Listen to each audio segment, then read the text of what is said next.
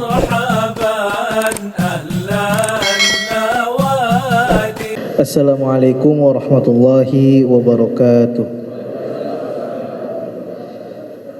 Alhamdulillah wassalatu wassalamu ala Rasulillah Sayyidina Muhammad ibn Abdullah wa ala alihi wa sahbihi wa man tabi'ah sunnatahu wa jama'atah min yaumin hadha ila yaumin nahdah.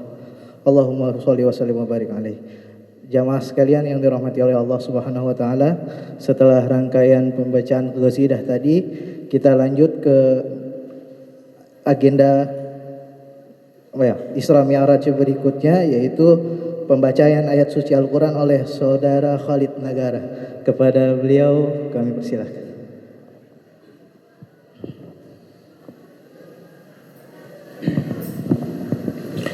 Assalamualaikum warahmatullahi wabarakatuh.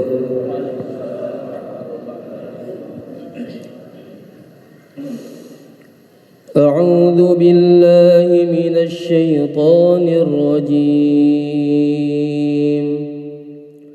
Bismillahirrahmanirrahim. Subhanalladzi أسرى بعبده ليلا من المسجد الحرام إلى المسجد الأقصى الذي باركنا حوله لنريه من آياتنا إنه هو السميع البصير. وآتينا موسى الكتاب وجعلناه هدى لبني إسرائيل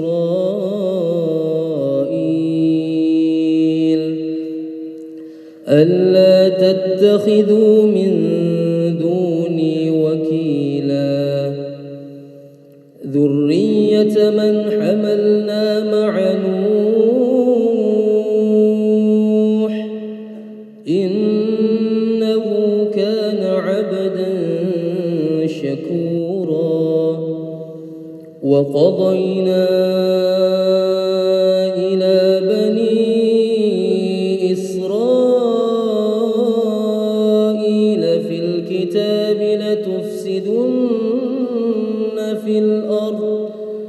لتفسدن في الأرض مرتين ولتعلن علوا كبيرا. صدق الله العظيم. والسلام عليكم ورحمة الله وبركاته. السلام عليكم ورحمة الله وبركاته.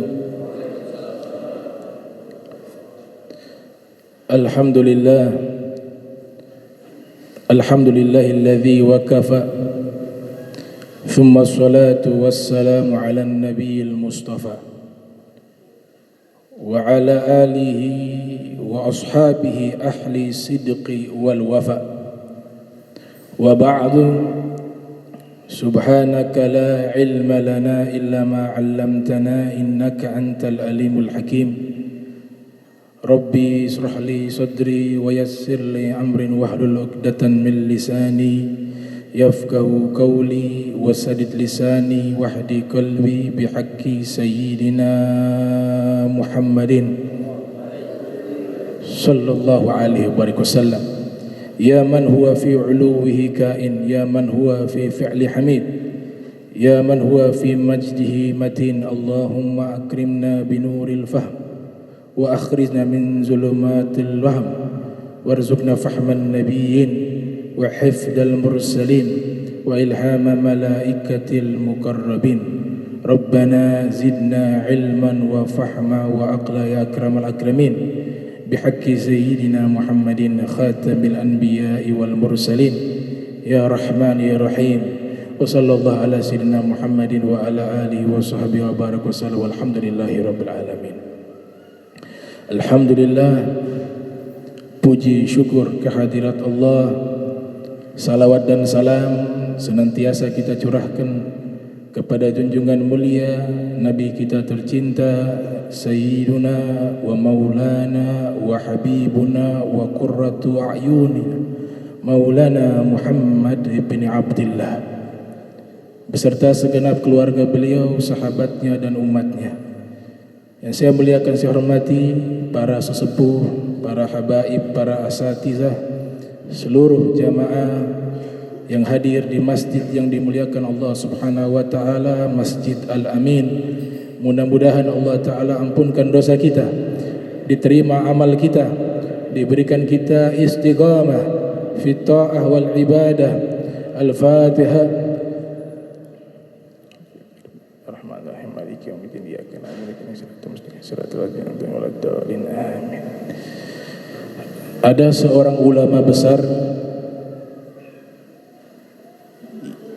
asal dari Suriah yang wafat syahid di saat beliau sedang mengajar Al-Quran. Beliau dibom dan ditembak, yaitu Asy-Syahid Dr. Said Ramdan Al-Buti. Beliau punya karya ilmiah tentang Sirah Nabawiyah, sejarah perjalanan hidup Nabi kita tercinta, junjungan kita, kekasih kita, yaitu Nabi Muhammad sallallahu alaihi wasallam, berjudul Fiqhu Sirah An-Nabawiyah. Beliau sebelum menjelaskan tentang peristiwa Al-Isra wal Mi'raj, beliau memberikan satu presentasi analisa sejarah tentang perjalanan hidup Nabi. Di antaranya beliau menyatakan bahwa sebelum terjadi peristiwa Al-Isra wal Mi'raj, Nabi kita Muhammad sallallahu alaihi wasallam mengalami duka yang sangat mendalam, yakni wafatnya istri tercinta beliau, wanita terbaik yang mengorbankan nyawanya, hartanya, seluruhnya yang ia miliki hanya untuk Nabi Muhammad dan dakwah Islam, yaitu Sayyidatuna Khadijah bintu Khuwailid alaihissalam. Wafat istri tercinta beliau. Kemudian tidak lama waktu berselang, wafat juga paman beliau yang membela beliau dengan nyawanya, dengan hartanya, dengan tenaganya, yaitu Sayyiduna Abu Talib radhiyallahu ta'ala anhu wa ardhah wa alaihi salam. Kedua-duanya ini wafat di tahun yang sama, di waktu yang tidak terlalu jauh. Maka ini menjadi duka cita terdalam Nabi kita Muhammad sallallahu alaihi wasallam. Yang menarik, Dr. Said Ramdan Al-Buti menyatakan bahwa Nabi sedih atas dua hal. Yang pertama, kehilangan orang yang dicintai. Nabi sangat mencintai Sayyidatuna Khadijah, bukan tanpa sebab, karena Sayyidatuna Khadijah orang pertama yang membela Nabi dan beriman kepada Nabi, yang menghabiskan hartanya hingga tidak tersisa, padahal beliau adalah seorang pengusaha yang paling kaya di kota Makkah. Namun ketika meninggal dunia, habis hartanya, seluruhnya dihabiskan untuk dakwah Islam, untuk membela Nabi Muhammad sallallahu alaihi wasallam, untuk berjuang di jalan Allah Subhanahu wa taala. Maka Nabi bersedih. Begitu juga paman beliau Sayyiduna Abu Talib juga membela Nabi dengan hartanya, dengan nyawanya, bahkan anak-anaknya diwakafkan untuk membela Nabi kita Muhammad sallallahu alaihi wasallam dan untuk membantu dakwah Nabi kita Muhammad sallallahu alaihi wasallam. Maka Nabi sedih. Namun kata Dr. Said Ramdan Al-Buti, ada hal yang lebih membuat Nabi sedih, yakni dua orang tokoh yang sangat membela Nabi dan dakwah Islam telah meninggal dunia. Nabi khawatir dakwah Islam ini tidak bisa berkembang dan tidak sampai kepada umat manusia. Maka itu yang lebih disedihkan oleh Nabi kita Muhammad SAW. Karena Nabi yakin tempat mereka di surga. Nabi di atas aulia. Ala inna awliya Allah la khawfun alaihim walahum yahzanun. Perkara dunia mereka tidak pernah sedih. Tapi yang Nabi sedihkan adalah manusia yang lainnya yang tidak mendapatkan cahaya dakwah Islam yang disampaikan oleh baginda junjungan mulia Nabi kita Muhammad sallallahu alaihi wasallam. Maka kesedihan ini dinamakan oleh para ulama muarrikhun, para pakar sejarah menamakan Amul Huzn, tahun kesedihan. Namun wafatnya Sayyidatuna Khadijah, wafatnya Sayyiduna Abu Thalib yang dipastikan tempatnya di surganya Allah Subhanahu wa taala karena membela dakwah Nabi Muhammad, mereka meninggalkan Nabi, pindah ke alam barzah. Tapi Allah taala hadir seakan-akan menyatakan, wahai kekasihku, janganlah kau bersedih. Aku Allah senantiasa bersamamu. La tahzan, innallaha ma'ana. Jangan sedih. Sesungguhnya Allah senantiasa bersama kami, bersama Nabi Muhammad SAW. Maka Allah Ta'ala ketika melihat hati sang kekasihnya Nabi Muhammad sedih, Allah menghibur hati Nabi. Allah bahagiakan hati Nabi kekasihnya dengan mengundang Nabi berjumpa dengan Allah, mengundang Nabi dijemput oleh pemimpin malaikat, malaikat Jibril, mengundang Nabi dengan menggunakan kendaraan termewah, burak yang dipilih di dalam surganya Allah Subhanahu wa taala. Maka perjalanan Isra selain daripada bukti kebesaran Allah dan selain daripada mukjizatnya Nabi, juga tujuan lainnya adalah menghibur hati Rasulullah sallallahu alaihi wasallam. Ini hubungan Allah dengan Nabi terlihat. Sang kekasih sedih, maka Allah cepat menghibur hati sang kekasihnya Nabi Muhammad sallallahu alaihi wasallam. Sehingga ada maqalah mengatakan safiru tasihhu. Berangkatlah kalian, niscaya kalian sehat. Orang yang sedih hatinya, sedang berduka hatinya, salah satu obat yang mujarab yaitu dengan jalan-jalan. Sehingga dikatakan oleh Imam Syafi'i yang lahir tahun 150 Hijriah, meninggal tahun 204 Hijriah, di dalam diwannya Imam Syafi'i rahimahullah mengatakan, safir, berangkatlah kalian, fafil asfar khamsu fawaid, karena ketika berangkat melakukan perjalanan kalian dapat 5 manfaat. Yang pertama, izalatu ham, menghilangkan kesedihan. Yang kedua adalah iktisabu ma'isyah, mendapatkan rizki yang lebih. Yang ketiga, ilmu, mendapatkan ilmu pengetahuan.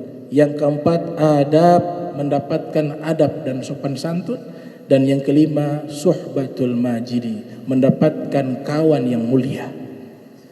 Maka ini dilakukan oleh Nabi Muhammad SAW. Nah, peristiwa Al-Isra wal Mi'raj disebutkan oleh Syekh Safiur Rahman Al-Mubarakfuri dalam kitabnya Ar-Rahiqul Makhtum, menyimpulkan ada 6 pendapat para ulama tentang kapan terjadinya peristiwa Al-Isra wal Mi'raj.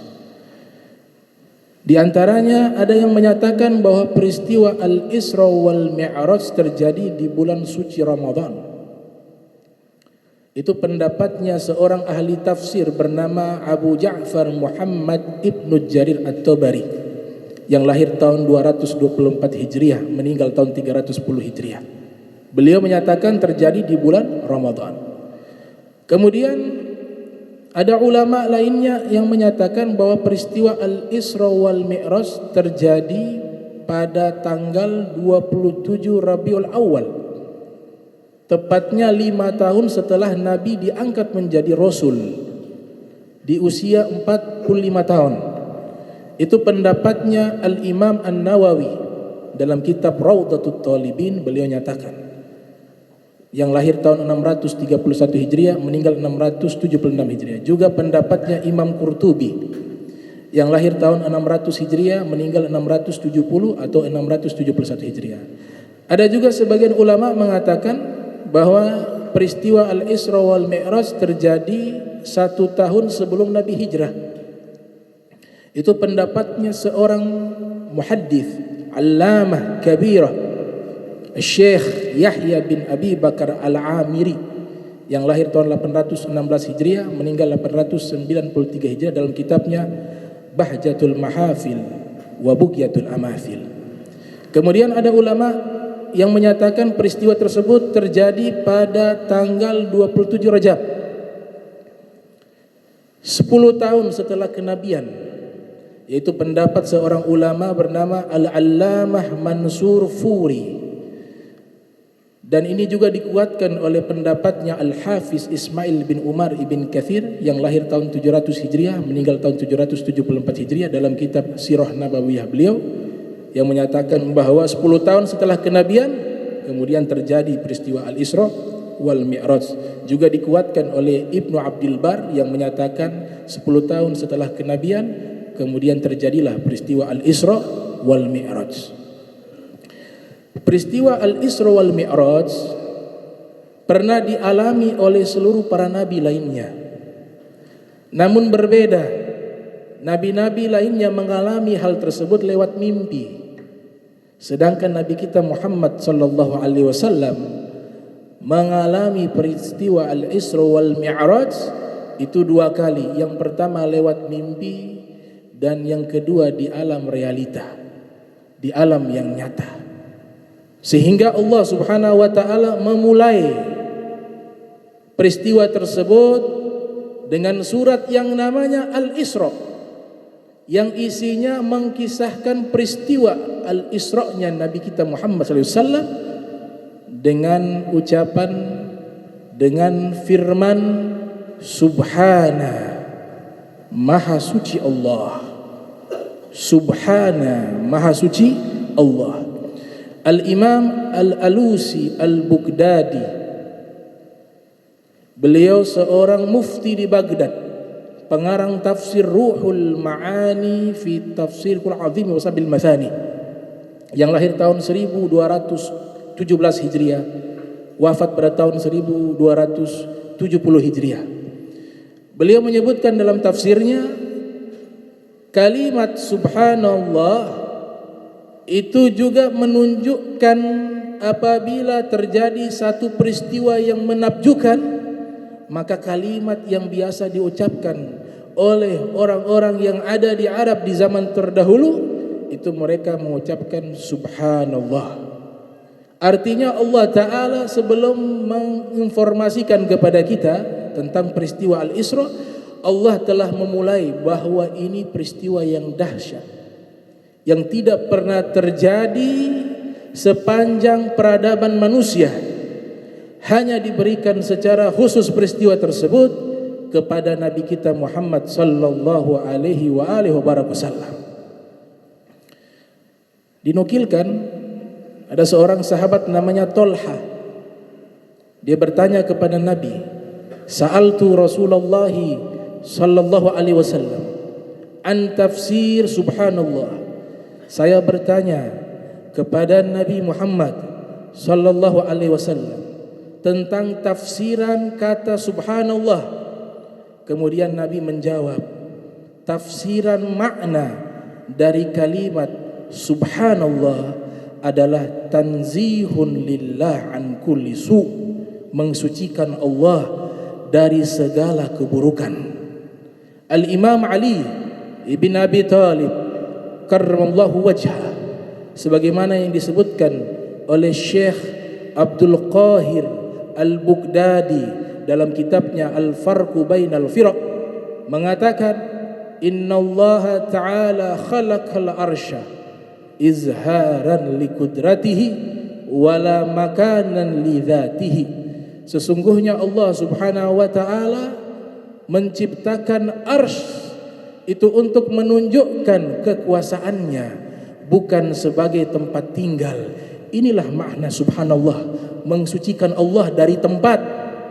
Kemudian disebutkan oleh Al-Imam Al-Isfirayini dalam kitabnya At-Tabsir, ketika itu ada yang bertanya kepada Imam Ali bin Abi Thalib, qila lahu aina Allah, di mana Allah?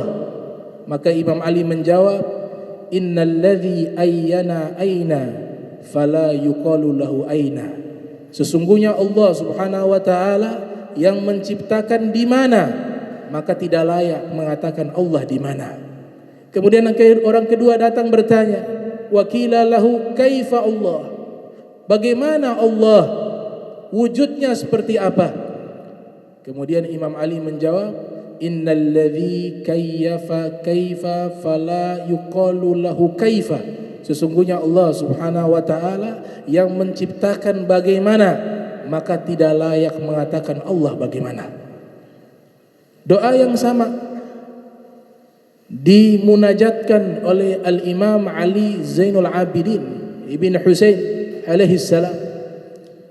Beliau mengatakan, anta Allah la yahwika makanun. Engkau adalah Allah, tidak terikat dengan tempat. Nabi kita Muhammad sallallahu alaihi wasallam disebutkan di dalam hadis Sahihul Bukhari oleh Al-Imam Al-Bukhari yang lahir tahun 194 Hijriah, meninggal tahun 256 Hijriah. Nabi bersabda, kanallah walam yakun syai'un gairuh. Allah itu ada dan tidak ada sesuatu yang bersamanya. Itu sabda Nabi kita Muhammad SAW. Al-Imam Al-Ghazali yang lahir tahun 450 Hijriah, meninggal 505 Hijriah, disebutkan dalam kitab Nawadir Al-Imam Al-Qalyubi, ketika itu seorang ahli tafsir bernama Imam Zamakhsyari, pengarang kitab Tafsirul Kasyaf, bertanya tafsiran ayat Al-Quran yang menyebutkan Allah bersemayam di atas arsy. Maknanya seperti apa wahai Imam Ghazali? Al-Imam Ghazali menjawab, idza istahal an ta'rifa nafsaka bi aina au bi kaifa fa kaifa yalik bi ubudiyati an tasifahu Allah ta'ala bi aina au kaifa wa huwa muqaddasun an dzalik. Jika mustahil bagi dirimu bisa menceritakan jiwamu berada di mana dan jiwamu bentuknya seperti apa, itu mustahil kita bisa jelaskan. Maka bagaimana layak seorang hamba bisa mensifati Allah bahwa Allah itu bertempat dan Allah itu bagaimana? Sungguh Allah itu suci dari tempat dan suci dari keterikatan dengan waktu, karena terikat dengan tempat dan waktu adalah makhluk. Al-Imam Ali Ridha bin Musa Al-Kazim, Ibn Ja'far As-Sadiq, Ibn Muhammad Al-Bagir, Ibn Ali Zainal Abidin, Ibn Husain, Ibn Ali bin Abi Thalib, disebutkan oleh Al-Imam Al-Zahabi dalam kitab Siyaru A'lami Nubala yang lahir tahun 673 Hijriah, meninggal tahun 748 Hijriah. Al-Imam Ali Ridha mengatakan, man qala Al-Qur'anu makhlukun fahuwa kafir. Siapa yang berkata Al-Quran itu makhluk, maka dia telah keluar dari agama Islam. Karena ini semuanya adalah tanzihun lillah. Tujuannya satu, mensucikan kebesaran dan keluhuran Allah Subhanahu wa ta'ala. Al-Imam At-Tahawi dalam akidahnya menyatakan, man wasafa Allah bima'nan min ma'anil bashar faqad kafar. Siapa yang mensifati Allah dengan sifat-sifat kemanusiaan, maka dia telah keluar dari agama Islam. Maka inilah makna dari subhanallah, maha suci Allah. Bahkan Imam Bukhari menutup kitab Sahih Bukhari dengan kalimat subhanallah. Di dalam bab yang beliau tulis, bab mizanil a'mali wal aqwali yaumal qiyamah, bab tentang timbangan amal perbuatan dan ucapan di hari kiamat. Beliau riwayatkan hadis tersebut di hadis yang paling akhir di dalam kitab Sahih Bukhari. Ada seorang ulama India bernama As-Sayyid Abul Hasan An-Nadwi dalam salah satu kitabnya mengatakan isyarat tersebut menunjukkan bahwa mensucikan Allah itu satu perkara yang sangat urgensi, satu perkara yang sangat penting. Maka tidak pantas kita mensifati Allah dengan sifat-sifat yang tidak layak dimiliki oleh Allah Subhanahu wa taala. Hadis tersebut berbunyi kalimatani habibatani ila rahmani khafifatani ala lisani thaqilatani fil mizani subhanallah wa bihamdihi subhanallahil azim. Dua kalimat yang dicintai oleh Allah, dua kalimat yang mudah diucapkan oleh lisan, namun dua kalimat ini memenuhi kebaikan amal di timbangan hari kiamat nanti, yaitu kalimat subhanallah wa bihamdihi subhanallahil azim. Kemudian setelah subhana dilanjutkan dengan kata alladzi asra. Asra diambil dari kata sara, artinya perjalanan malam. Ada seorang pakar bahasa Arab dunia, bahasa Al-Quran yang beliau kuasai bernama Ibnu Manzur, yang lahir tahun 630 Hijriah, meninggal tahun 711 Hijriah. Dalam kitab Lisanul Arab mengatakan bahwa makna asra adalah perjalanan malam, yang dimana tanpa keterangan kata malam, kata tersebut sudah menunjukkan perjalanan tersebut di malam hari terjadinya. Subhanalladzi asra bi'abdihi. Kemudian setelah asra dilanjutkan dengan firman Allah bi'abdihi. Ini menunjukkan bahwa perjalanan tersebut dialami oleh Nabi dengan ruh dan jasad. Karena hamba yang sempurna itu harus dalam keadaan memiliki ruh dan jasad, sebagaimana difirmankan oleh Allah Subhanahu wa taala di dalam surat Al-Kahfi, alhamdulillahilladzi anzala ala abdihil kitaba wa lam yaj'al lahu iwaja. Segala puji bagi Allah yang telah menurunkan Al-Qur'an kepada hambanya. Siapa hambanya di sini? Nabi Muhammad SAW. Kemudian di surat Al-Furqan Allah Ta'ala berfirman, alladzi nazzala al-furqana ala abdihi. Allah yang telah menurunkan Al-Quran kepada hambanya, yaitu Nabi Muhammad sallallahu alaihi wasallam. Di surat An-Najm juga Allah Ta'ala berfirman, fa'auha ila abdihi ma auha. Dia wahyukan kepada hambanya. Siapa hambanya di sini? Yaitu Nabi Muhammad sallallahu alaihi wasallam. Di dalam surat Jin juga Allah sebutkan, lamma qama abdullahi yad'uhu kadu yakununa alaihi libada. Tatkala berdiri hamba Allah sambil bermunajat dan berdoa kepadanya, hamba Allah di situ adalah Nabi kita Muhammad sallallahu alaihi wasallam.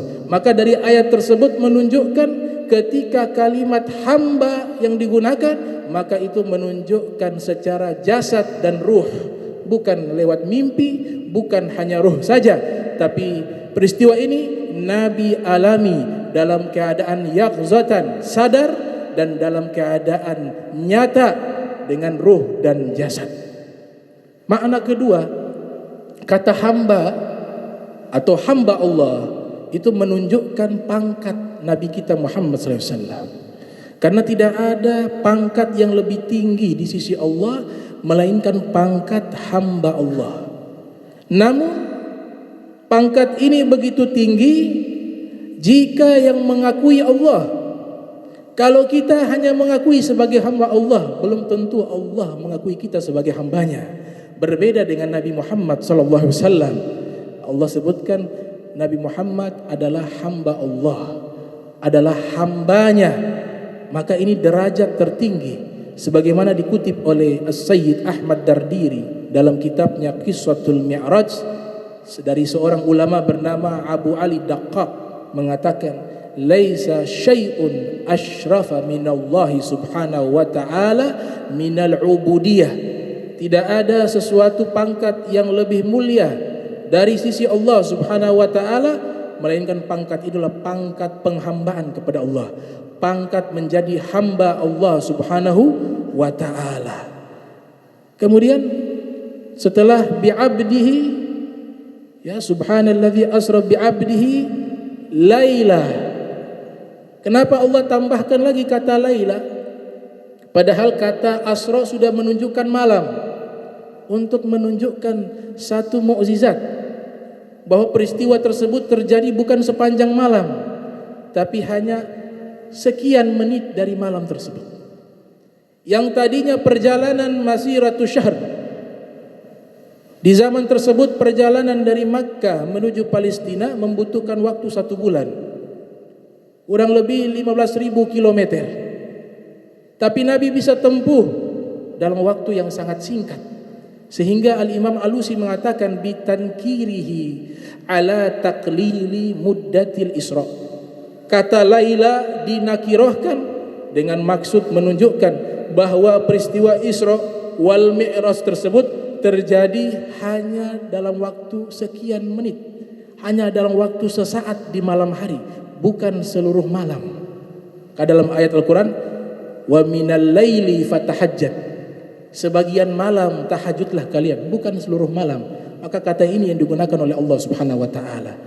Al-Habib As-Sultanul Ulama As-Sayyid Salim Ibn Abdullah Asy-Syatiri, beliau dalam satu fawaidnya menyatakan para ulama mencoba menghitung kira-kira berapa lama perjalanan Al-Isra wal Mi'raj jika kita hitung dengan jam atau menit. Ternyata mereka simpulkan perjalanan tersebut hanya memakan waktu 20 menit. Hanya memakan waktu 20 menit. Nah, ini yang diisyaratkan oleh Syekh Abdurrahman Ad-Daibai yang lahir tahun 866 Hijriah, meninggal 944 Hijriah, di maulidnya, di dalam kitab Mukhtasar Sirah Nabawiyahnya atau kita kenal dengan Maulid Ad-Daibai. Beliau isyaratkan di dalam maulid tersebut, "Tsumma arudduhu minal arsh qabla ayyabrudal farsh wa qad nala jami'al ma'arib." Aku kembalikan Nabi Muhammad dari arsh, kata Allah Subhanahu wa taala, kembali ke tempat tidurnya di kota Makkah. Tempat tidurnya masih hangat, belum dingin. Itu menunjukkan bahwa kejadian tersebut begitu singkat, begitu memakan waktu yang sesaat, tidak lama. Maka diawali dengan kata subhana, maha suci Allah Subhanahu wa taala yang menjalankan hambanya di waktu setengah malam. Hamba yang Allah sebutkan di dalam peristiwa tersebut memiliki makna kedua, yaitu Habibullah. Perjalanan ini Allah khususkan kepada sang kekasihnya, yaitu Nabi Muhammad sallallahu alaihi wasallam. Sehingga Imam Busiri dalam burdahnya beliau menyebutkan fakan nabiyina fi khalqin wa fi khuluqin. Nabi kita Muhammad sallallahu alaihi wasallam unggul di kalangan seluruh para nabi dari sisi fisiknya dan akhlaknya. Walam yudanuhu fi ilmin wala karami. Tidak ada satupun para nabi yang pangkatnya bisa mendekati pangkatnya Nabi kita Muhammad SAW dari sisi ilmunya dan dari sisi kemuliaannya. Wa kulluhum min rasulillahi multamisun garfan minal bahri aw rashfan minad diyami. Seluruh para rasul mereka mengambil setetes ilmunya Nabi kita Muhammad sallallahu alaihi wasallam. Wa waqifuna ladaihi inda haddihim min nuqtatil ilmi atau min syaklatil hikami, dan mereka hanya berdiri di batasan pangkat mereka, tidak bisa masuk ke wilayah Nabi Muhammad SAW. Mereka hanya mengambil setitik ilmu Nabi Muhammad dan setitik hikmah Nabi Muhammad sallallahu alaihi wasallam. Fahuwa alladhi tamma ma'nahu wa suratuhu thumma astafahu habiban bari'un nasami. Maka sungguh Nabi Muhammad sempurna akhlaknya, sempurna fisiknya. Kemudian Allah Subhanahu wa taala mengangkat dirinya menjadi kekasih Allah Subhanahu wa taala. Munazzahun an syarikin fi mahasinihi fajauharul husni fihi ghairu munqasimi. sungguh beliau tersucikan dari tandingan, dari sisi keindahannya. Seluruh esensi keindahan terhimpun di dalam diri Nabi kita Muhammad sallallahu alaihi wasallam. Da'mad da'at nasara fin nabihim wahkum bima syi'ta madhan fihi wahtakimi. Maka pujilah Nabi Muhammad sallallahu alaihi wasallam sesuka hati kalian, tapi jangan memuji Nabi Muhammad sebagai anak Tuhan sebagaimana Nabi Isa dipuji oleh kaumnya. Tapi selepas daripada itu, kata Imam Bushiri, beliau katakan wansub ila dzatihi ma syi'ta min syarafin. Pujilah Nabi Muhammad dengan seluruh kemuliaan kepadanya, kaitkanlah kepada beliau. Wansub ila qadrihi ma syi'ta min 'izami, dan kaitkanlah kepada beliau seluruh keagungan. Fa inna fadla Rasulillah laisa lahu haddun, karena kemuliaan Nabi tidak ada batasannya.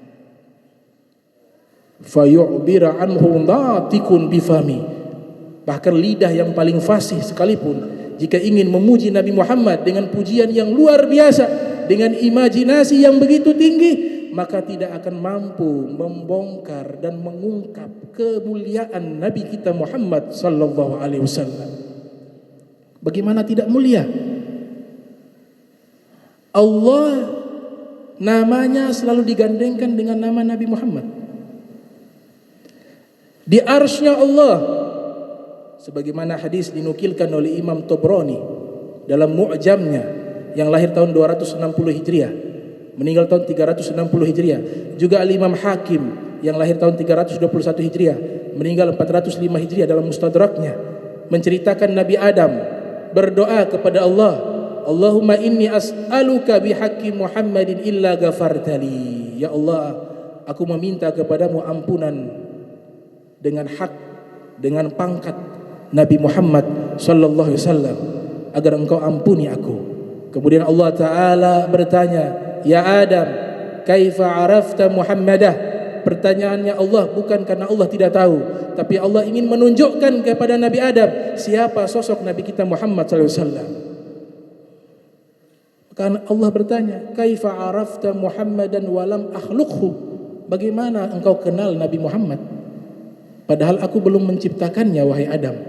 Maka Nabi Adam mengatakan, lamma khalaqtani biyadik wa nafakhta fiyya min ruhik rafa'tu ra'si fara'aitu ala qawaimil arsh maktuba la ilaha illallah Muhammadur Rasulullah. Tatkala engkau ciptakan aku, ya Allah, aku melihat ke tiang-tiang penyangga arsy.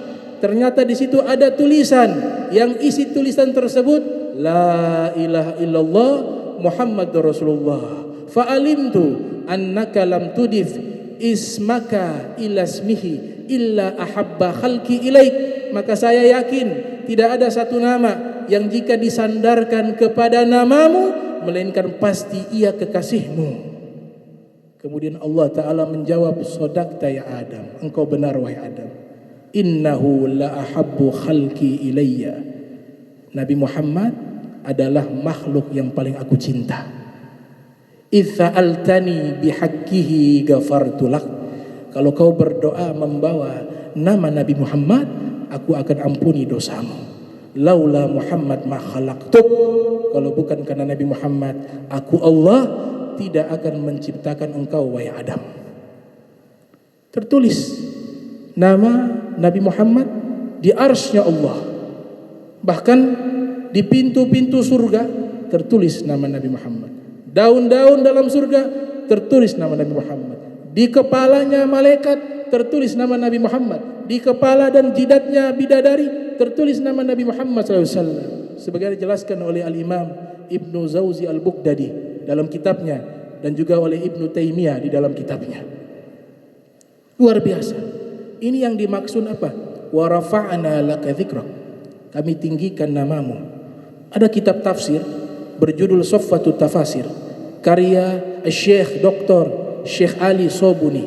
Kitab tafsir tersebut meriwayatkan tatkala Allah Ta'ala firmankan wa rafa'na laka dzikrak, Nabi bertanya, wahai Jibril, tolong kau tanyakan kepada Allah maksud dari ayat tersebut. Maka Jibril bertanya kepada Allah Ta'ala. Kemudian Allah menjawab, maksud daripada tafsiran ayat tersebut, idza dzukirtu dzukirta ma'i. Kalau nama Allah disebut, pasti disebut juga nama Nabi Muhammad.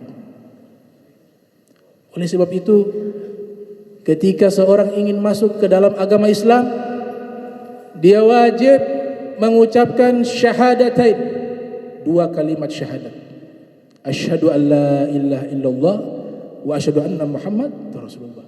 Kalau hanya asyhadu an la ilaha illallah tanpa menyebut kesaksian kepada Nabi Muhammad, maka dia belum masuk Islam. Kenapa? Allah sudah nyatakan, namamu harus ada di sampingku, tidak boleh dipisah-pisah. Itu pangkat maghaman mahmuda, pangkat yang sangat mulia. Bahkan dalam solat kita, kalau nama Nabi tidak disebut dalam solat kita tidak diterima oleh Allah. Bahkan keluarganya pun kalau tidak disebut, sebagian ulama mengatakan tidak sah solatnya. Disebut dalam tasyahud, tidak disebut nama Nabi, tidak bersalawat kepada Nabi, solat kita tidak diterima oleh Allah Ta'ala. Di saat azan memanggil orang untuk solat, muazin mengumandangkan asyhadu an la ilaha illallah wa asyhadu anna Muhammad Rasulullah. Bukan bisa dipisah. Makanya Hasan bin Thabit mengatakan, wa dhammal ilahu isman nabi ila ismihi idza qala fil khamsi al muadzinu asyhadu wa syaqqa lahu min ismihi liyudhillahu fadzul arsyin mahmudun wa hadza Muhammadun. Allah meletakkan nama Nabi di samping namanya. Apabila muadzin melantunkan azan di salat 5 waktu, pasti menyebut nama Allah, setelahnya pasti ada nama Nabi Muhammad SAW. Dan nama Nabi Muhammad diambil dari nama luhurnya Allah Subhanahu wa taala, pemilik arsy yang mulia Allah, dan Nabi Muhammad adalah sebaik-baiknya manusia. Itu syair dari sahabat bernama Hasan bin Thabit. Kemudian dalam doa, kalau kita berdoa tidak bersalawat kepada Nabi, doa kita terkatung-katung, tidak sampai kepada Allah. Nabi katakan kepada Imam Ali bin Abi Thalib, wahai Al-Imam Ali, siapa yang tidak bersalawat padaku di dalam doanya, maka doanya itu ma bainas sama'i wal ard, hanya berada di antara langit dan bumi, tidak sampai kepada Allah. Makanya diawali dengan alhamdulillah, kemudian kita sisipkan salawat kepada Nabi. Kenapa demikian? Wa rafa'na laka dzikrak, karena nama Nabi telah ditinggikan oleh Allah, tidak bisa berpisah dengan Allah Subhanahu wa taala. Beliau Habibullah, Safiyullah, kekasih Allah, Safiyullah, orang terdekatnya Allah, Al-Mustafa, manusia pilihan, Al-Mukhtar, yang dipilih oleh Allah, Nabi kita Muhammad sallallahu alaihi wasallam. Seluruh kitab yang Allah turunkan, mulai dari Taurat, Injil, Zabur, Al-Quran, dan suhuf-suhuf para nabi, seluruhnya menginformasikan tentang kemunculan Nabi Muhammad. Dan jika disebut nama Allah, pasti disebut nama Nabi Muhammad. Dalam Maulid Ad-Daibai ada riwayat dari Ka'ab Al-Ahbar mengatakan, allamani abi Taurata illa sifran wahida, ayahku mengajarkan kepadaku kitab Taurat seluruhnya, kecuali 1 lembar tidak diajarkan. Kana yakhtimuhu wa yudkhiluhu sunduk, ia hatamkan seluruh kitab Taurat, namun yang selembar ia masukkan ke dalam peti. Falamma mata abi fatahtuhu, tatkala ayahku wafat, aku membuka peti tersebut. Ternyata berisikan 1 lembar kitab Taurat. Maka saya membacanya. Fa idzan fihi nabiyyun yakhruju akhir zaman. Ternyata selembar isi kitab Taurat tersebut menginformasikan akan muncul seorang nabi akhir zaman. Mauliduhu bi Makkah, lahir di kota Makkah. Wa hijratuhu bil Madinah, hijrahnya di kota Madinah. Wa sultanuhu bisyam, kekuasaannya sampai ke negeri Syam. Kenapa ada di kitab Taurat? Karena di situ ada nama Allah. Kalau sudah ada nama Allah, maka di sampingnya ada nama Nabi Muhammad SAW. Jadi gak bisa dipisah-pisahkan Allah dengan Nabi kita Muhammad sallallahu alaihi wasallam. Kemudian subhanalladzi asra bi'abdihi laila minal masjidil haram. Dari Masjidil Haram, mulai peristiwa Al-Isra itu di Masjidil Haram. Makna Masjidil Haram bukan masjid, tapi rumah. Rumahnya Ummu Hani bintu Abi Thalib.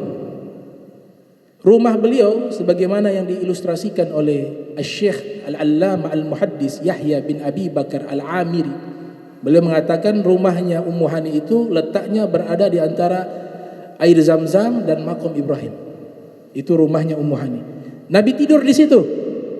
Di malam detik-detik terjadinya peristiwa Al-Isra. Nabi tidur bertiga dengan Sayyidina Ja'far, sepupu beliau, saudaranya Imam Ali, dan juga dengan sepupunya Sayyidina Hamzah, ya, paman beliau, Sayyidina Hamzah ibnu Abdul Muttalib. Nabi posisinya di tengah, tidur dengan sepupu dan paman. Di waktu malam Allah perintahkan Jibril turun membawa buraq. Sampai turun itu sebagian ulama mengatakan tembus dari atas langsung ke kamarnya Nabi. Malaikat cahaya, buraq cahaya. Al-Imam Ar-Raghib Asbahani dalam kitabnya Mu'jam Mufradati Al-Fadhil Quran mengatakan dinamakan buraq itu diambil dari kata baraq, artinya petir, artinya kilat, karena diciptakan dari cahaya dan kecepatannya seperti kilat, kecepatan cahaya. Buraq tidak lebih tinggi dari kuda dan tidak lebih pendek dari himar. Minad dawab, sejenis hewan yang ada di surga. Tapi hewan ini diseleksi oleh malaikat Jibril. Jadi sebelum Nabi Muhammad diisrakan, Nabi Ibrahim pernah membawa buraq pergi dari Palestina menuju Makkah. Tapi buraqnya Nabi Ibrahim berbeda dengan Nabi Muhammad, karena buraq ini banyak dalam surga. Diseleksi oleh malaikat Jibril cari buraq yang terbaik, buraq yang sangat rindu ingin berjumpa dengan Nabi Muhammad SAW. Maka diseleksi oleh malaikat Jibril, dapat satu buraq, diantarkan sampai ke bumi, turun di kota Makkah. Malaikat Jibril menjemput Rasulullah SAW. Kemudian diangkat Nabi Muhammad dan pergi di tempat dekat air Zam-Zam. Kemudian dibedah dada beliau untuk yang keempat kalinya. Berkata Sayyid Muhammad bin Alwi Al-Maliki dalam kitabnya Al-Insanul Kamil, mengatakan pembedahan pertama itu ketika usia beliau 7 tahun. Pembedahan kedua ketika usia beliau 10 tahun. Pembedahan ketiga itu usia beliau 40 tahun ketika ingin menerima wahyu, ingin mendapatkan wahyu. Dan pembedahan hati beliau yang keempat menjelang detik-detik diisrakan Nabi kita Muhammad sallallahu alaihi wasallam. Dibersihkan hati beliau, berkata seorang ahli tafsir asal Mesir namanya Syekh Tantawi Jauhari dalam kitab tafsirnya Al-Jawahir mengatakan itu Allah perintahkan mengisi hati Nabi dengan puncak keimanan, mengisi hati Nabi dengan seluruh ilmu pengetahuan, mengisi hati Nabi dengan cahaya super dalam dirinya. Karena sebentar mau menghadap Allah, melihat Allah, berdialog dengan Allah Jalla wa'ala. Itu hanya yang pernah mengalami hal tersebut sebelum kita masuk ke dalam surga, yang hanya satu-satunya makhluk yang pernah melihat Allah dengan matanya, dengan hatinya, yaitu Nabi Muhammad sallallahu alaihi wasallam. Kayak diisi dengan iman, diisi dengan hikmah, diisi dengan nur, dan hati yang sudah suci ditambahkan super suci lagi. Sebagaimana pernyataan Al-Arif Billah Al-Habib Ali bin Muhammad Al-Habsyi, beliau mengatakan wa ma akhraja amlak min qalbihi adha walakinnahum zaduhu tuhran ala tuhrin. Tidaklah malaikat mengeluarkan hati Nabi karena sebab hati Nabi ada kotoran. Bukan seperti itu, tidak. Bersih hati beliau. Akan tetapi malaikat mengeluarkan hati Nabi dicuci itu untuk memberikan hati yang sudah suci bertambah suci lagi. Kemudian dimasukkan hati beliau dengan izin Allah Subhanahu wa taala. Hati beliau sudah pernah mengalirkan tetesan air Zam-Zam yang jatuh ke dalam sumur Zam-Zam. Karena berkat itulah air Zam-Zam sampai hari kiamat tidak akan habis. karena kena bekas hatinya Nabi Muhammad. Dibawa dengan tostun min zahab, wadah yang terbuat dari besi, dari emas yang ada di surganya Allah Subhanahu wa taala. Itu wadah digunakan untuk mencuci hati Rasulullah sallallahu alaihi wasallam. Kemudian malaikat Jibril mengatakan, wahai Nabi Muhammad, silakan naik. As-Sayyid Muhammad Al-Maliki dalam kitabnya Al-Anwarul Bahiyah mengatakan, ini undangannya Allah kepada tamu terhormat. Layaknya seorang raja mengundang tamu terhormat, maka yang diutus adalah orang terdekatnya Allah. Maka ini undangannya Sang Maharaja kepada tamu yang paling mulia di alam jagat raya ini. Maka yang menjemputnya adalah pemimpin malaikat, malaikat Jibril. Tunggangannya adalah buraq. Naiklah Nabi kita Muhammad SAW.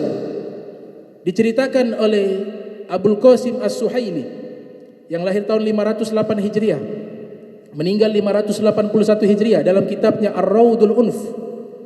Lamma rakibahu sallallahu alaihi wasallam ihtazzal buraq. Faqala Jibril, ya buraq uthbut. Fa wallahi ma rakibaka ahadun afdal min hadzal nabi.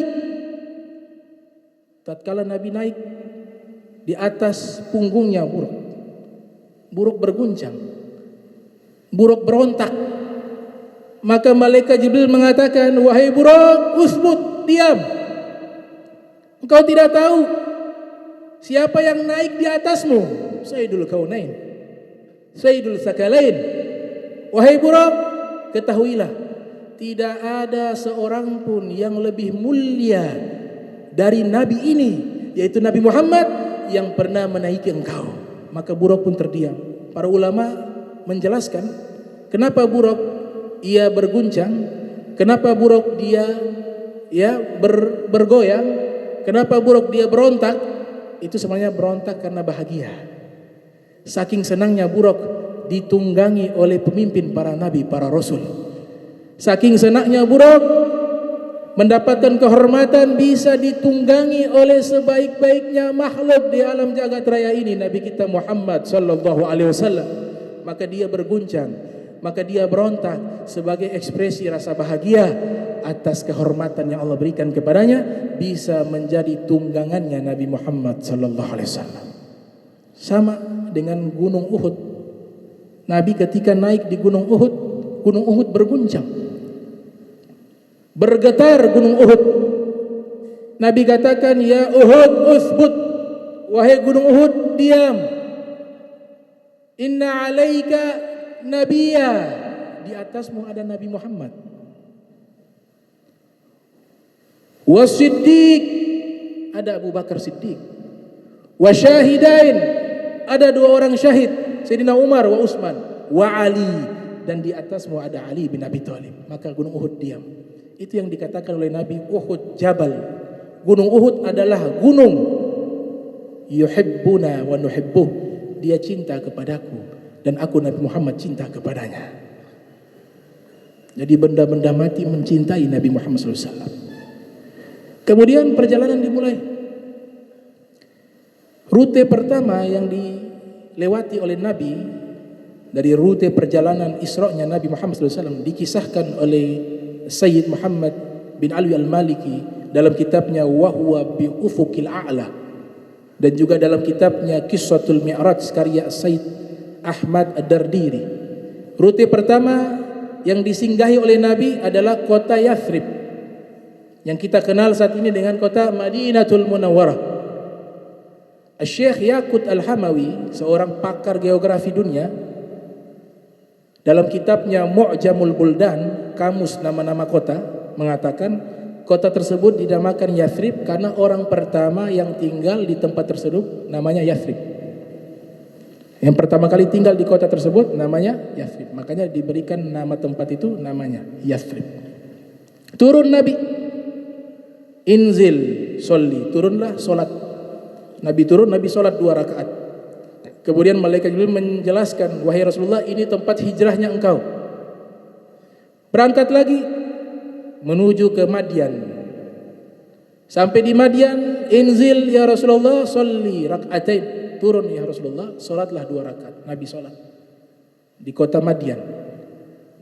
Kemudian selesai salat, malaikat Jibril menjelaskan ini adalah tempat di mana Nabi Musa berteduh di bawah pohon. Jadi ada satu pohon, Nabi Musa berteduh di situ. Ini menunjukkan ada tempat-tempat yang berkah. Ada pohon yang berkah. Allah sebutkan yukadu min syajaratin mubarakah, dinyalakan dari pohon yang diberkahi. Zaitunah la syarqiyatin wala garbiyah. Pohon zaitun tidak ada di timur dan tidak ada di barat. Kalau pohon zaitun Allah sebutkan pohon yang berkah, bagaimana pohon yang dimana pernah disinggahi oleh manusia paling berkah. Maka Nabi sholat di situ 2 rakaat. Selesai dari situ, rute selanjutnya pergi ke Turi Sinai, Bukit Turi Sinai. Selesai Nabi sholat, Nabi bertanya, ini tempat apa? Itu dalam sejarah Nabi bertanya. Tapi secara hakikat Nabi sudah tahu. Karena Nabi guru dari seluruh makhluk. Innama bu'ithtu mu'allimah. Saya diutus hanya sebagai guru. Jadi mana mungkin guru bertanya kepada murid. Tapi hanya satu ilustrasi biar kita mudah paham. Maka Nabi masuk ke Bukit Turi Sinai, sholat 2 rakaat. Yang luar biasa, ketika malaikat Jibril menjelaskan ini tempat dialognya Nabi Musa dengan Allah. Allah sebutkan di dalam Al-Quran, fakhlana alaika innaka bilwadi mukaddasi tuwa. Wahai Nabi Musa, lepaskan sendalmu, engkau berada di tempat yang suci, di lembah yang suci. Nabi Musa disuruh lepas sendal, Nabi Muhammad tidak. Yang luar biasa, Nabi Muhammad ketika bertemu dengan Allah, Nabi Muhammad masuk dengan sendal-sendalnya. Sendalnya Nabi Muhammad lebih baik dari dunia dan seisinya. Karena sendal Nabi Muhammad pernah mengikuti Nabi Muhammad melihat Allah, berdialog dengan Allah, dan berada di tempat yang tidak ada satupun makhluk pernah menginjaki tempat tersebut. Maka sendal Nabi Muhammad jauh lebih berharga, lebih mulia dari alam dan seisinya. Ini bedanya, Nabi Musa disuruh lepas sendal, Nabi Muhammad Allah biarkan masuk dengan sendal-sendalnya. Padahal Nabi Musa di bumi, Nabi Muhammad di tempat yang kita tidak tahu di mana. Itu kemuliaan Rasulullah sallallahu alaihi wasallam. Kemudian selesai dari situ ada al-hawadith. Nabi melihat dimensi yang berbeda. Nah, ini kisahnya panjang, kita bahas di tempat yang lain. Banyak peristiwa-peristiwa di situ. Sampailah ke Baitul Laham. Turun Nabi, sholat. Kemudian malaikat Jibril menjelaskan ini tempat kelahirannya Nabi Isa. Selesai dari situ, pergilah terakhir ke Baitul Maqdis. Di situ Nabi menjadi imam sholat. Yang azan adalah malaikat Jibril. Makmumnya adalah para nabi. Itu isyarat bahwa Nabi Muhammad Sayyidul Anbiya wal Mursalin, pemimpin para nabi, pemimpin para rasul. Tajud As-Subki menambahkan, bukan hanya pemimpin para nabi, para rasul, pemimpin para malaikat, pemimpin bangsa jin, pemimpin alam semesta. Itu Nabi Muhammad SAW. Ada hikmah dari peristiwa ini yang perlu kita analisa. Kalau kita perhatikan, Nabi turun sholat di 5 tempat, yaitu di Yathrib, Madian, kemudian di Bukit Turi Sinai, yang keempat di Baitul Laham, yang kelima di Baitul Maqdis. 5 tempat. Artinya isyarat solat kita ini 5 waktu. Dan Nabi sudah melakukan solat tersebut. Nabi sudah tahu cara solat tersebut. Nabi telah solat kepada Allah sebelum Nabi ada di dunia. Kalau kita analisa Maulid Ad-Daibai, Syekh Abdurrahman Ad-Daibai menjelaskan bahwa malaikat bertasbih kepada Allah dengan cahaya tersebut. Makna bertasbih di sini bukan hanya tasbih. Ada seorang sufi di Aljazair namanya As-Sayyid Muhammad Al-Hibri. Sayyid Muhammad Al-Hibri. Beliau mengatakan bahwa cahaya Nabi Muhammad SAW telah mengajarkan kepada malaikat cara ibadah kepada Allah. Cara solatnya, cara zikirnya, itu di alam cahaya, di alam nur. Dan Nabi sudah melewati 5 alam. Alam sufla, alam ulia, alam malakut, alam lahut, alamul asrar.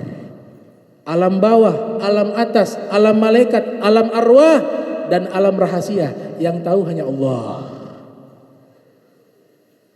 Kemudian hikmah berikutnya, sebelum Nabi melakukan perjalanan tersebut yang puncaknya bertemu dengan Allah, Allah perintahkan malaikat Jibril bersihkan hati Nabi. Itu ada hikmah. Yakni kita ini gak mungkin bisa dekat dengan Allah kalau hati kita kotor. Hati kita masih penuh dengan penyakit-penyakit hati. Hati kita masih ada sifat sombong. Itu tidak akan bisa menjadi orang yang dekat dengan Allah. Hati kita masih ada iri hati, masih ada riya, masih ada sum'ah, masih ada uzub. Itu tidak bisa untuk mendekatkan dirinya dengan Allah. Makanya Allah suruh bersihkan hati dulu, baru bisa bertemu denganku. Itu hikmah yang pertama. Hikmah yang kedua, ketika hati Nabi telah bersih, Nabi melakukan sholat padahal sedang musafir. Artinya sholat itu saking pentingnya, walaupun dalam keadaan musafir, walaupun dalam keadaan Isra, Nabi tidak meninggalkan sholat. Jadi kalau ada yang mengajar kepada kita, mengaku sebagai mursyid, mengaku sebagai ulama, mengaku sebagai ahli tarekat, kemudian mengajarkan kepada murid-muridnya, itu sholat ilmu kuli. Kita belajar ilmu intinya, yaitu hati yang bisa membawa kita kepada Allah, maka itulah kedustaan. Kenapa? Karena Nabi di dalam musafir sekalipun, dalam peristiwa Isra sekalipun, beliau sholat. Jadi untuk bisa mendekatkan diri kepada Allah, kita harus punya dua modal. Hati harus bersih dan fisik kita harus tunduk dengan perintah Allah. Di antaranya adalah sholat 5 waktu. Sehingga dikatakan dalam hadis Nabi Muhammad SAW yang diriwayatkan oleh Imam Baihaqi yang lahir tahun 384 Hijriah, meninggal 456 Hijriah, Nabi bersabda, as-salatu imanuddin. Salat adalah tiang agama. Faman aqamaha faqad aqamaddin. Siapa yang mendirikan salat, dia telah mendirikan tiang agama. Wa man hadama salat, wa man hadamaha faqad hadamaddin. Siapa yang meninggalkan salat, maka dia telah merobohkan agama. Dalam hadis yang lainnya diriwayatkan oleh Imam Suyuti yang lahir tahun 849 Hijriah, meninggal 911 Hijriah, dalam kitab Jami'us Shaghir, Nabi SAW bersabda, man taraka salatan muta'ammida faqad kafar jihara. Siapa yang meninggalkan satu salat dengan sengaja, maka dia telah keluar dari agama Islam jihara, dengan cara terang benderang. Makna di sini kafir, keluar dari Islam jika dia menolak kewajiban salat. Mazhab Syafi'i menyatakan kalau dia menyatakan salat 5 waktu tidak wajib, maka dia sudah keluar dari Islam. Tapi kalau dia tidak melakukan karena malas, menurut mazhab Syafi'i, maka dia dosa besar. Minal kabair. Makanya ada kitab judulnya Az-Zawazir an Iktirafil Kabair, karya Ibnu Hajar Al-Haytami. Kitab yang menghimpun dosa-dosa besar. Di antaranya dosa yang besar adalah meninggalkan salat dengan sengaja. Kemudian hikmah yang ketiga dari peristiwa Al-Isra, Nabi diajarkan silaturahmi. Nabi ketika tiba di kota Madinah, Nabi mengatakan, ayuhan nas, wahai manusia, at'imu ta'am, kasih makan orang. Wafsaus salam, sebarkanlah salam. Wasilul arham, jalinlah tali silaturahmi. Wassallu bil lail wan nas niyam, dan salatlah di malam hari di saat manusia tidur. Tadkhulul jannata bisalam, kau akan masuk surga dalam keadaan selamat.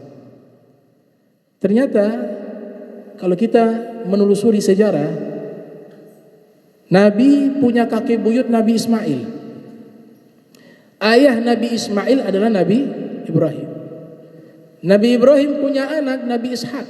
Artinya saudara Nabi Ismail dengan Nabi Ishak adalah saudara. Nabi Ishak tinggal di mana? Di Palestina. Di Palestina, di tempat Baitul Maqdis. Tinggal di situ. Seluruh anak turunan para yang disebut dengan Anbiya Bani Israel, para nabi dari kalangan Bani Israel, kan jumlahnya banyak.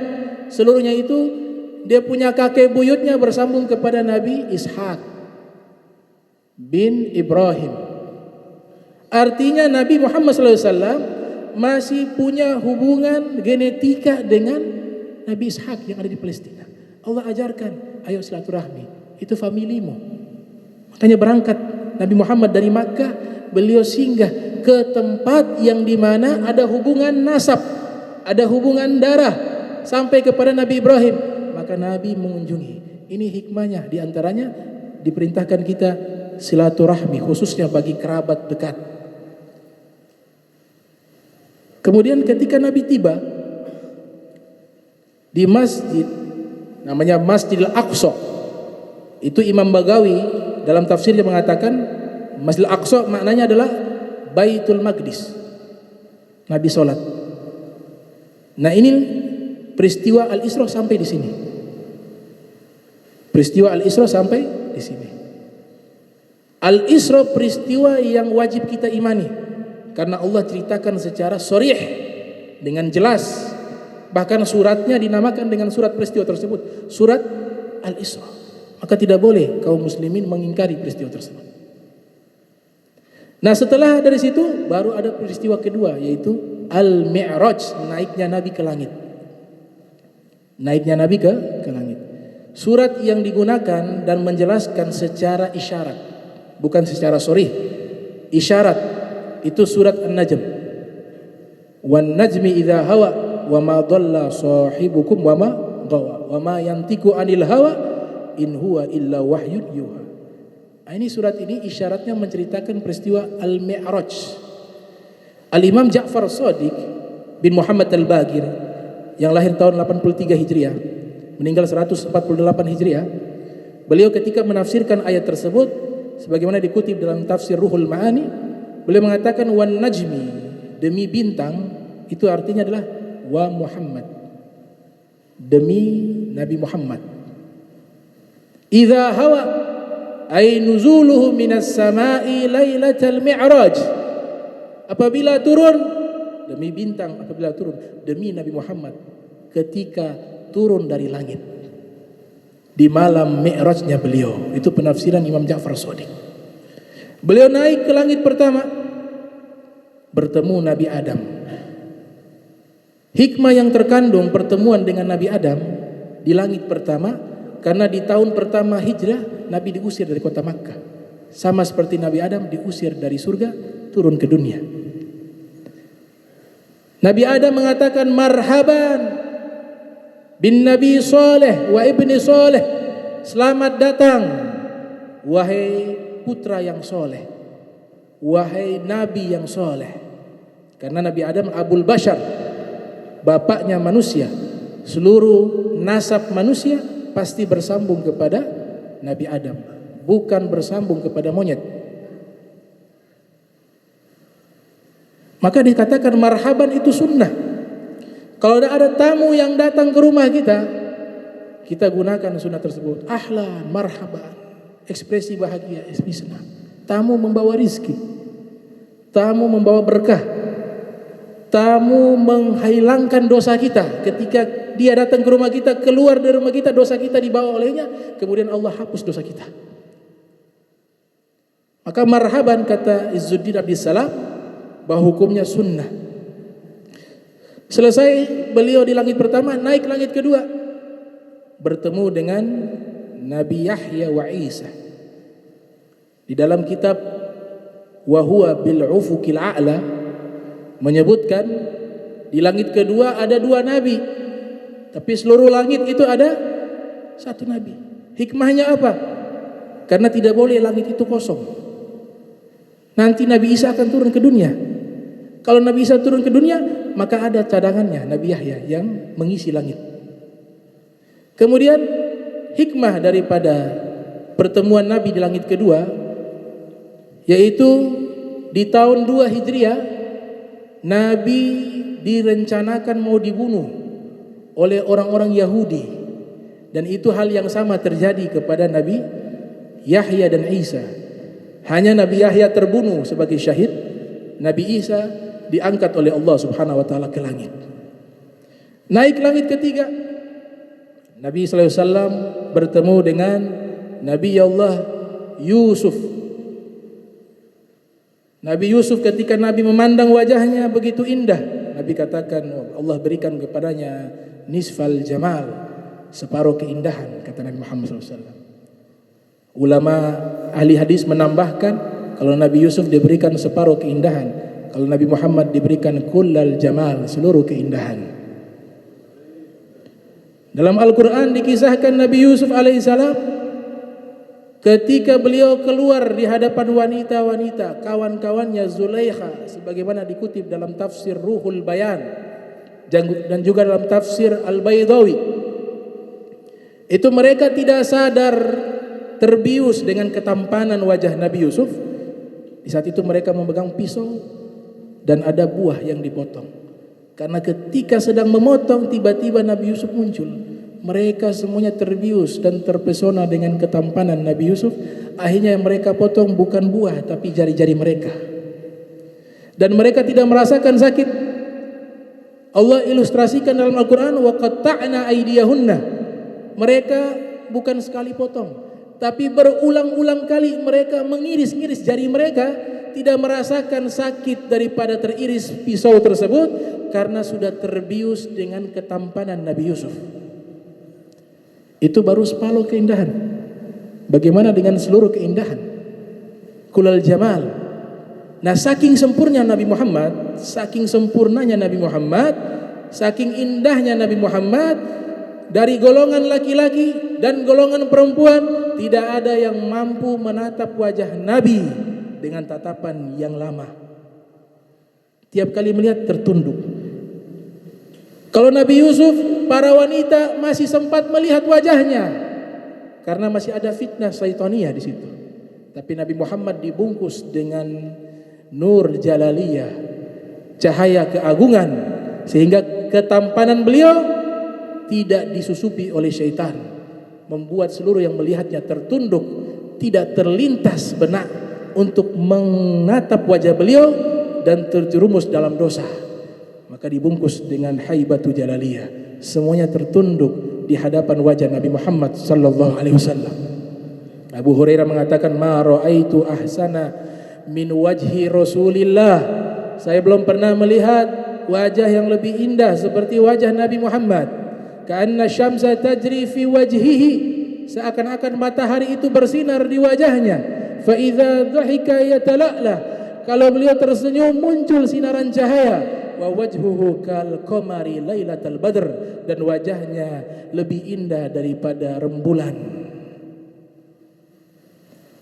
Istri beliau Sayyidatuna Aisyah mengatakan ketika membaca surat Yusuf, melihat Nabi Yusuf, wanita-wanita tidak mampu melihat ketampanan beliau, tidak sadar terpotong jari-jari. Jari mereka terpotong-potong. Kemudian Sayyidatuna Aisyah mengatakan, walau niswatu Yusufa la ra'ayna jamalahu la atharna taqti'al qulub 'alal aidi. Seandainya wanita-wanita yang melihat Nabi Yusuf, mereka hidup di zamanku, bisa melihat ketampanan Nabi Muhammad, yang mereka potong bukan hanya jari mereka, tapi hati mereka juga ikut terpotong-potong. Langit kedua, langit ketiga Nabi Yusuf. Apa hikmahnya bertemu dengan Nabi Yusuf di langit ketiga? Nabi Yusuf diceritakan di dalam Al-Quran dibuang oleh saudara-saudaranya ke dalam sumur. Maka di tahun 3 Hijriah terjadi Ghazwatul Uhud, perang Uhud. Sebagian kaum musyrikin mereka membuat semacam sumur perangkap untuk menjatuhkan Nabi ke dalam sumur tersebut. Maka ini kasus yang sama yang terjadi ditimpa oleh Nabi Yusuf. Nabi Muhammad SAW dijaga oleh Allah, tidak masuk ke dalam sumur tersebut. Naik ke langit keempat, Nabi Muhammad SAW bertemu dengan Nabi Idris alaihissalam. Di tahun 4 Hijriah, Nabi Muhammad mengirim surat kepada seluruh raja yang menguasai dunia di zaman tersebut. Raja Romawi, Raja Persia, diberikan seluruh surat kepada mereka. Hikmahnya adalah beliau bertemu dengan Nabi Idris di langit keempat karena Nabi Idris adalah orang pertama yang menciptakan ilmu tulis menulis secara historis. Beliau yang pertama kali menulis. Beliau yang pertama kali menciptakan pena. Beliau yang pertama kali menyusun ilmu hisab, ilmu matematika. Beliau orang pertama yang mengajarkan ilmu astronomi. Beliau orang pertama yang mengajarkan ilmu menjahit pakaian. Itu Nabi Idris. Naik ke langit kelima, bertemu Nabi Harun. Langit keenam, bertemu Nabi Musa. Nabi Harun dan Nabi Musa, ya, langit kelima, Nabi Harun karena di tahun kelima Hijriah Nabi Muhammad dikhianati oleh Bani Quraidah, yang mereka adalah orang-orang Yahudi. Nabi Harun pernah dikhianati oleh orang Yahudi, maka sama. Ini kejadian tahun 5 Hijriah, ketemu dengan Nabi Harun di langit kelima. Langit ke-6 bertemu Nabi Musa. Hikmahnya adalah di tahun 6 Hijriah Nabi Muhammad ketika hendak ingin pergi ke Makkah melaksanakan umroh atau haji, sampai di Makkah ternyata dilarang oleh orang kafir Quraisy, sehingga beliau tahun depannya baru bisa masuk. Nah, itu di langit ke-6. Sama kejadian Nabi Musa dan Bani Israel dilarang masuk ke Baitul Maqdis. Maka itu terjadi peristiwa yang sama oleh Nabi kita Muhammad SAW, dilarang masuk ke Makkah di tahun ke-6 Hijriah, bertemu Nabi Musa di langit ke-6. Kemudian naik langit ke-7, bertemu dengan Nabi Ibrahim. Nabi Ibrahim sedang bersandar di Baitul Ma'mur, Ka'bahnya malaikat. Maka itu isyarat nanti di tahun ke-7 mendekati 8 Hijriah Nabi Muhammad akan bisa tawaf di Ka'bah, sebagaimana isyarat Nabi Ibrahim bersandar di Ka'bahnya malaikat. Dan itu terjadi tepatnya awal 8 Hijriah, Fathul Makkah.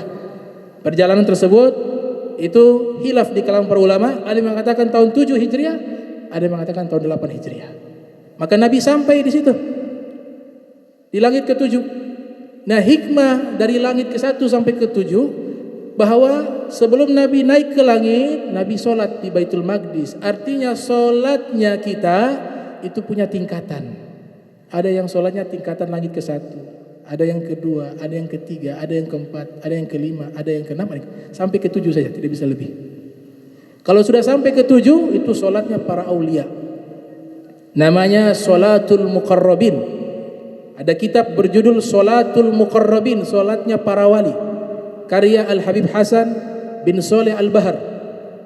Kemudian tingkatan solat ini yang disebutkan oleh ulama, as-salatu mi'rajul mu'min. Solat itu mi'rajnya orang beriman.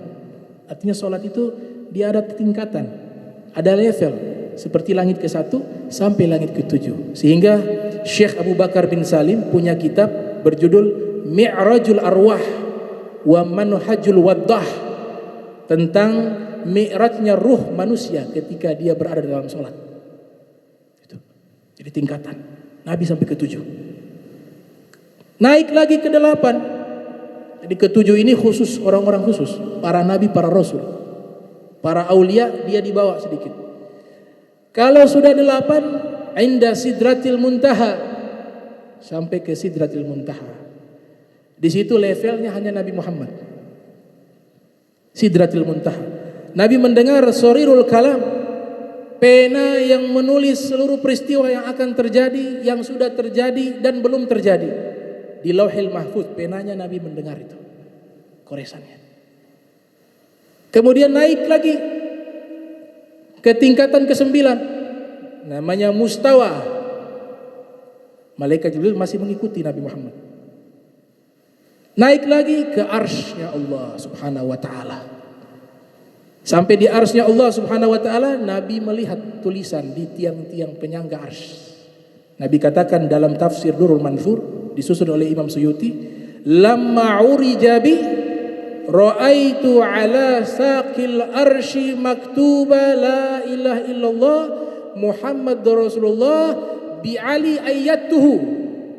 Kalau riwayat ini ada tambahan, tulisannya la ilaha illallah Muhammad Rasulullah, dan aku Allah menguatkan Nabi Muhammad dengan menciptakan Imam Ali. Itu tertulis di dalam kitab As-Suyuti Durrul Mansur. Karena Imam Ali ini memang Allah ciptakan bagaikan Nabi Harun menemani Nabi Musa. Nabi Musa minta kepada Allah diangkat seorang nabi yang membela beliau, yang menemani beliau. Itu Nabi Musa. Yang menemani beliau seorang nabi, yaitu Nabi Harun. Kalau Nabi Muhammad, Allah tetapkan yang menemani Nabi Muhammad, yang menguatkan Nabi Muhammad, yang membela Nabi Muhammad dengan ruh dan jasadnya, itu adalah Imam Ali bin Abi Thalib karramallahu wajhah. Makanya nama Imam Ali tertulis. Bisa dilihat dalam kitab Durrul Mansur, juga dalam kitab Tarikhul Baghdad. Dalam hadis muttafaqun alaih, hadis yang sahih disepakati oleh Imam Bukhari dan Muslim, Nabi pernah mengatakan kepada Imam Ali, qala Nabi li Ali, anta minni bimanzilati Haruna min Musa, illa annahu la nabiyya ba'di. Wahai Imam Ali, engkau kedudukannya di sisiku bagaikan Nabi Harun dengan Nabi Musa. Hanya saja tidak ada nabi setelahku, kata Nabi Muhammad sallallahu alaihi wasallam. Naik ke arsy, sampai di arsy-Nya Allah. Syekh Nawawi Al-Bantini menjelaskan dalam kitab Nurul Zolam, ada 70.000 cahaya. Satu cahaya itu ada 1.000 tahun. Kalau ditembus satu cahaya 1.000 tahun.